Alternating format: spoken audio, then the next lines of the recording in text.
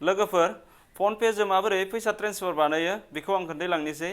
Phone Pay जों फैसा transfer बानायनो थाखाय मोनथाम राहायै जों ट्रेन्सफार बानायनो हायो।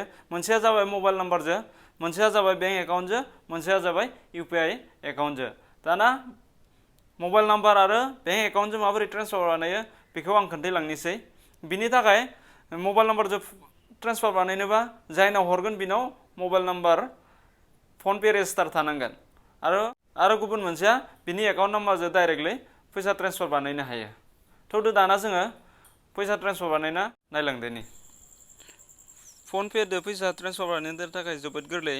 बिनि थाखाय जोङो फन पे एप्सखौ खुलिना लाग्रोनांगोन। बिनि उनाव नैबेबायदि इन्टारफेस फैगोन। बेयाव टु मबाइल नाम्बार, टु बेंक, इउपिआई आइडि, बेयाव जोङो टु मबाइल नाम्बाराव क्लिक बानायनांगोन। बिनि उनाव नैबेबायदि इन्टारफेस फैगोन। बेयाव नोंनि कन्टेक्ट नाम्बारखौ सेलेक्ट बानायनांगोन बा नलेबा सार्च बाराव थांनानै डाइरेक्ट सार्च बानाय जायो। बिनि उनाव नैबेबायदि इन्टारफेस फैगोन।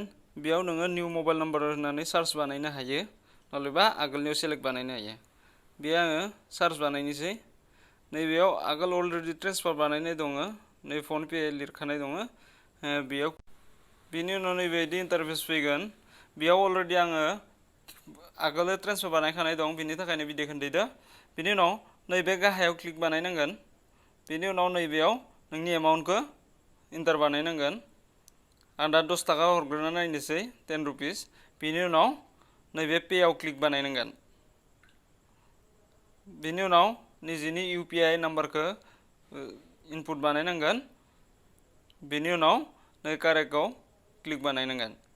बिनि उनाव नैबेबायदि इन्टारफेस ओंखारगोन। अलरेडि जोंना साक्सेस जाबाय, बिनि थाखायनो गोथां ओंखारदों। फैसा ट्रेन्सफार साक्सेसफुल जाबाय। दाना जोङो बेंक एकाउन्टजों माबोरै फैसा ट्रेन्सफार बानायो बेखौ जोङो नायलांदोनि। बेनि थाखाय फन पेआव क्लिक बानायना लादो। बिनि उनाव नै बेंक एकाउन्ट एन्ड इउपिआई बेयाव क्लिक बानायदो। बिनि उनाव बिदि सेम इन्टारफेस फैगोन। बिनि उनाव बे प्लास सिनाव क्लिक बानायदो गाहायखै। बिनि उनाव नोङो निजिनि बेंकखौ जेराव जि बेंकआव हरगोन बे बेंकखौ सेलेक्ट बानायना लादो। एसबिआइ बा एसबिआइ, एचडिएफसि बा एचडिएफसि जिखुनु बेंकआव। बिनि उनाव नैबेयाव एकाउन्ट नाम्बारखौ थुदो। बिनि उनाव एकाउन्ट नाम्बारखौ मोजाङै थुदो। बिनि उनाव नेक्स्टआव थुदो।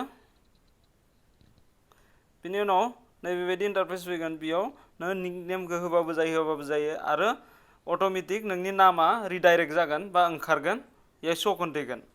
बिनि उनाव निक नेमखौ अपसनेल बियो होबाबो जायो, होआबाबो जायो। आरो आइएफसि क'डखौ आजिखालि होनांगौ गोनांथि गैला, आगोलो आइएफसि क'डबो इनपुट बानायनांगौमोन। बिनि उनाव प्रसिड टु पेआव क्लिक बानायदो।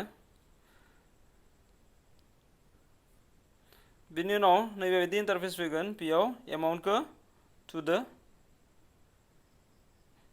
आं 10 थाखा सोना नायनोसै। बिनि उनाव पेआव क्लिक बानायदो। बिनि उनाव निजिनि इउपिआई पिनखौ बेयाव इन्टार बानायदो।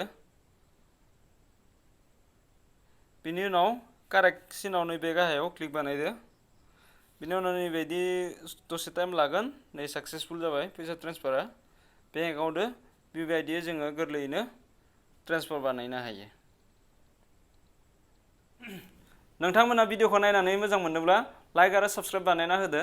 लोगोसे खनायाव थानाय बेल नटिफिकेसनखौबो दबायना होदो। गोजोन्थों।